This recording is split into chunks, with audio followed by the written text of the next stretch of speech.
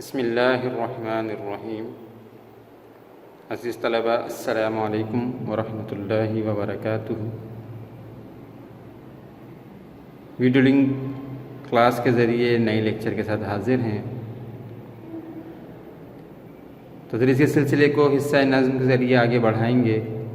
جیسے ہم نے شروع میں ہی پڑھا کہ ہماری کتاب مختلف حصوں میں منقسم ہے، جس میں ایک حصہ نظم بھی ہے۔ حصہ نظم کو شروع کرنے سے پہلے ہم نظم کی تعریف اور نظم کو سمجھ لیتے ہیں، اور حصہ نظم میں جو پہلی نظم ہے وہ حمد ہے، حمد کی تعریف کو بھی ہم سمجھ لیں گے۔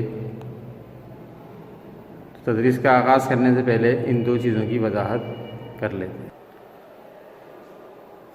سب سے پہلے نظم کی تعریف اگر پڑھی جائے تو لکھا ہے، نظم تسلسل پر مبنی اشعار کے ایسے مجموعے کو کہتے ہیں کہ جس میں ایک مرکزی خیال ہو، سینٹرل آئیڈیا اسے کہتے ہیں۔ اس کے لیے موضوع کی کوئی قید نہیں اور نہ ہی اس کی کوئی حیت متعین ہے۔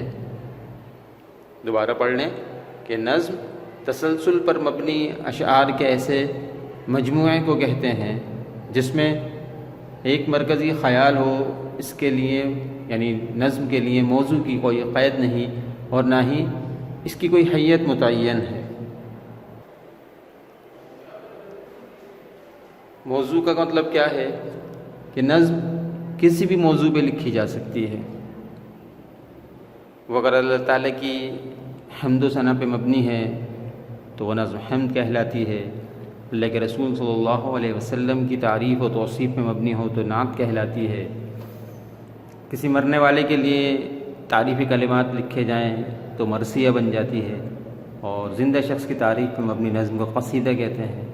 صحابہ کرام بزرگان دین کے لیے جو لکھی جائے اس کو منقبت کہتے ہیں۔ اس طرح بہت سے موضوعات ہیں اپنے، اس میں قومی موضوعات بھی ہوتے ہیں، آپ اس میں وطن سے محبت کا اظہار بھی کر رہے ہوتے ہیں۔ مزاحیہ نظمیں بھی ہوتی ہیں، اس میں مزاح کا پہلو ہوتا ہے، یعنی کوئی بھی موضوع ہو سکتا ہے، اس میں موضوع کی کوئی قید نہیں ہے۔ اور حیت سے مراد کیا ہے؟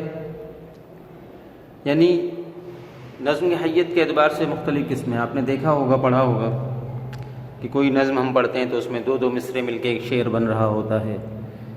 کسی نظم میں 3 مصروں ملا کے ایک بند بنایا جاتا ہے، اسے مثلث کہا جاتا ہے۔ 2 مصروں پہ مبنی جو ہوتی ہے اس کو بہر کہتے ہیں۔ 4 مصروں پہ مشتمل بند ہو تو رباعی کہلاتا ہے۔ 5 مصروں پہ مشتمل بند ہو تو مخمس کہلاتی ہے، اور اسی طرح 6 مصروں پہ مشتمل بند کو مسدس کہتے ہیں۔ یہ حیت کے اعتبار سے، یعنی وہ 2 سے لے کے 6 تک مختلف مصروں میں لکھی جا سکتی ہے، یہ اس کی حیت ہو گئی۔ اور موضوع آپ کو میں نے سمجھا دیا کہ ہم نعت قصیدہ وغیرہ کی شکل میں موضوع مختلف ہو سکتے ہیں۔ ایک اور بات جس میں کہ اس نظم کا ایک مرکزی خیال ہوتا ہے۔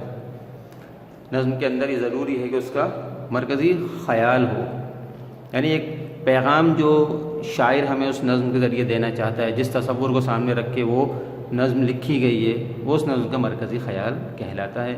ہم نے مرکزی خیال کی تعریف بھی پہلے سمجھی تھی، اس میں اس بات کی وضاحت کی گئی تھی کہ جو چاہے وہ نثر کی صورت میں ہو، چاہے وہ نظم کی صورت میں ہو، جس تصور کو بنیاد بنا کے وہ تحریر لکھی گئی ہے وہ اس کا مرکزی خیال ہوتا ہے۔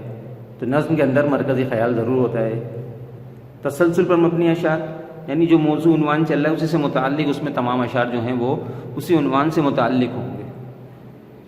ایسا نہیں ہے کہ ایک شعر جو ہے وہ حمد پہ مبنی ہوگا، دوسرا نعت پہ مبنی ہوگا، تیسرا جو ہے وطن سے محبت کا اظہار ہو رہا ہو، ایسا نہیں ہوگا۔ عنوان کے مطابق پوری نظم ایک ہی عنوان کے مطابق اشعار موجود ہوں گے، اس لیے اس کا مرکزی خیال بھی ایک ہوگا۔ یہ نظم کی تعریف ہو گئی کہ نظم کی جو قسمیں ہیں اور جو اس کی حیت ہیں یہ ہم آہستہ آہستہ آگے پڑھیں گے اور سمجھیں گے۔ یہاں تک ہم نے نظم کی تعریف کو پڑھ لیا اور امید ہے کہ آپ کو سمجھ میں آ گئی ہوگی اس کی تعریف۔ اب چونکہ ہم نصاب میں آگے جو نظم پڑھنے جا رہے ہیں وہ ایک حمد ہے، تو اس کے آغاز سے پہلے ہمیں حمد کی تعریف کو سمجھ لینا بھی ضروری ہے۔ حمد کی تعریف میں فرماتے ہیں کہ وہ ذات جو خالق کائنات ہے، اس ذات اقدس کی خوبیوں، کمالات، صفات اور اوصاف حمیدہ کو منظوم انداز میں بیان کرنے کو حمد کہتے ہیں۔ مختصر تعریف تو ہم اس طرح کہتے ہیں نا کہ جس نظم میں اللہ تعالیٰ کی تعریف ہو حمد کہلاتی ہے، لیکن جس طرح کلاس کے درجات بڑھتے جاتے ہیں، آپ 5ویں 6ٹھی میں، 6ٹھی سے 7ویں میں، اور اس طرح بڑھتے بڑھتے آج سیکنڈ ایئر میں پہنچ گئے، تو اسی طرح معیار جو ہے لکھنے کا وہ بھی بڑھنا چاہیے۔ اگر 6ٹھی کلاس کا بچہ بھی یہی لکھتا ہے کہ بھائی جس نظم میں اللہ تعالیٰ کی تعریف ہو اس کا حمد کہتے ہیں، اور 12ویں جماعت کا طالب علم بھی وہی الفاظ لکھتا ہے، تو معیار کے حساب سے اچھا نہیں لگے گا۔ اس لیے بہتر سے بہتر انداز میں، اچھے سے اچھے الفاظ میں اس کو لکھنے کی کوشش کی جائے۔ مثال کے لیے ایک شعر بھی لکھ دیا کہ سچ ہے یہ رب ذوالجلال ہے تو، نور ہی نور ہے جمال ہے تو۔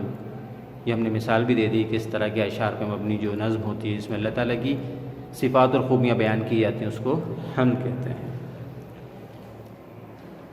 یہ حمد کی تعریف پڑھ لی، نظم کی تعریف پڑھ لی، نظم کی مثال سمجھ لی، حمد کی ہم نے مثالیں سمجھ لی، یہاں تک کہ ہمیں بات سمجھ میں آ گئی کہ نظم کیا ہوتی ہے اور حمد کیا ہوتی ہے۔ اس میں جو ایک کرنے والا کام ہے وہ تو یہ آپ کریں گے، پہلے بھی آپ کو بتایا کہ یہ تعریفیں لکھوائی جاتی ہیں، آپ کو رجسٹر کے جو 3 حصے کرنے کو کہا گیا کہ اپنے رجسٹر کو 3 حصے منقسم کر لیں گے، ایک حصہ نثر کے سوالات آئیں گے، دوسرے میں حصہ نظم کے آئیں گے، اور تیسرا حصہ قواعد ہوگا جس میں تعریفیں آئیں گی۔ تو یہ دونوں تعریفیں جو ہیں نظم کی تعریف اور حمد کی تعریف، آپ اپنے رجسٹر میں اس کو نوٹ کر لیں گے، تحریر کر لیں گے خوبصورت انداز میں، ہیڈنگ کے ساتھ، واضح صفائی کے ساتھ، اور ان کو یاد بھی کر لیں گے۔ اور جس طرح بار بار آپ کو یہ بات سمجھائی جا رہی ہے، بتائی جا رہی ہے کہ جو ہدایات آپ کو دی جا رہی ہیں، چاہے وہ یاد کرنے سے متعلق ہوں یا وہ رجسٹر میں کام سے متعلق ہوں، یہ یقیناً آپ کے فائدے کے لیے ہیں۔ کسی بھی بات کو غیر اہم نہ سمجھا جائے، کسی بھی چیز کو غیر ضروری نہ سمجھا جائے۔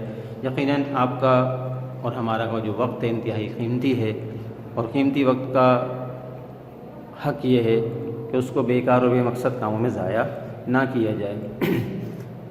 تو جو باتیں آپ کو بتائی جا رہی ہیں، ہمیں آپ کے بھی وقت کا احساس ہے، تو جو باتیں آپ کو بتائی جائیں یقیناً یہ آپ کے 100% فائدے والی باتیں ہیں۔ جن باتوں کو شاید ہم کبھی سمجھتے ہیں کہ یہ ہمارے لیے آسان ہے، ان کو لکھنے کی کیا ضرورت ہے، ان کو یاد کرنے کی کیا ضرورت ہے، وہ باتیں بعد میں بعض اوقات چھوٹی چھوٹی چیزیں بعد میں بڑی غلطیاں بن کے سامنے آتی ہیں اور بڑے نقصان کا پیش خیمہ بھی بنتی ہیں۔ اس لیے امید ہے کہ ہدایت پہ عمل کریں گے۔ دوسری ویڈیو میں نظم کے جو باقی تدریس ہے اس کے سلسلے کو آگے بڑھائیں گے، اس سے متعلق جتنا کام ہے ہم اس ویڈیو میں انشاءاللہ کریں گے۔ اس ویڈیو میں اتنا ہی، یہاں تک کہ اجازت چاہیں گے۔ نظم کی تعریف اور حمد کی تعریف آپ تحریر بھی کر لیں گے، یاد بھی کر لیں گے۔ امید ہے کہ ہدایت پہ عمل کریں گے۔ جب تک کے لیے اجازت۔ السلام علیکم ورحمۃ اللہ وبرکاتہ۔